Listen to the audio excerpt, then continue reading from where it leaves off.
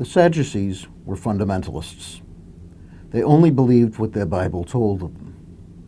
Since that Bible did not mention resurrection, the Sadducees denied it.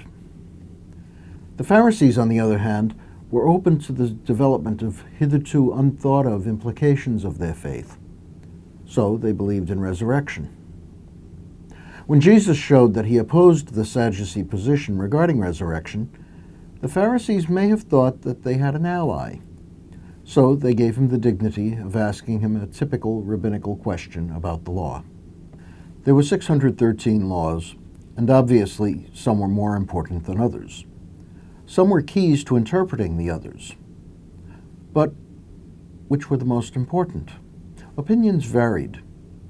One could learn a lot about a rabbi by knowing which ones he considered heavy or serious and which light. The lawyer asked Jesus his opinion on what constituted the heaviest of the laws.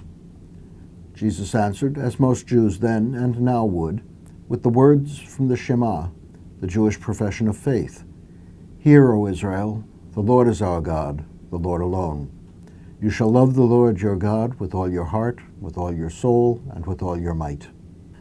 The second law that Jesus cites is another that would not have struck his hearers as unusual. Others had linked the two. You shall love your neighbor as yourself. However, there are two things that Jesus says that are new, things that tell us the basis of his faith, teaching, and activity. The first is that the two commandments are equivalent. Love of God is shown in love of neighbor, and love of neighbor shows itself in love of God. When it comes to the most basic love, you can't have love of God without love of neighbor, and you can't have love of neighbor without love of God. How can this be? God is God, and people are people. How can loving one be loving the other? The answer is in the incarnation of Christ. When the Father sent the Son to be one of us, this world, every part of it and everyone in it, became the place where God is to be known and loved. God is not loved in the abstract, but in the concrete details of our daily lives.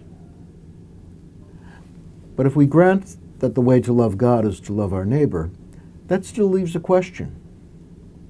How is it possible to say that we can only love our neighbor by loving God?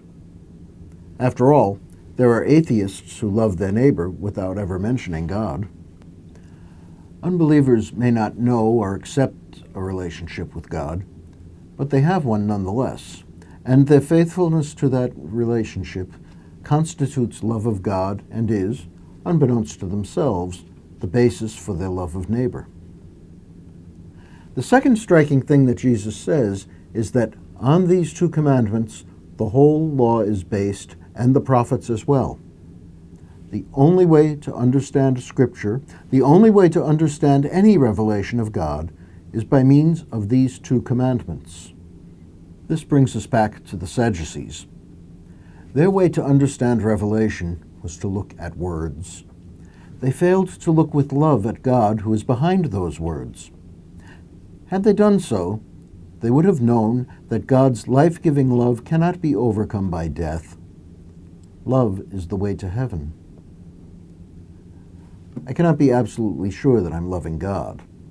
That is why Jesus making love of God and love of neighbor equivalent is so wonderful. If I'm loving my neighbor, I am loving God. And if I fail to love my neighbor, whatever I may say, think, or feel to the contrary, I am not loving God. Love of neighbor, and therefore love of God, is not mainly a matter of feelings. Feelings are part of it, especially gratitude. That's the reason our celebration of love is called Eucharist, Thanksgiving. But love is first and foremost a decision to put oneself at the practical service of another. The first epistle of John asks us, how does God's love abide in anyone who has the world's goods and sees a brother or sister in need and yet refuses to help? The law of Christ is simple. Love. Love God by loving your neighbor. And your neighbor is anyone close enough to be loved, anyone in the world.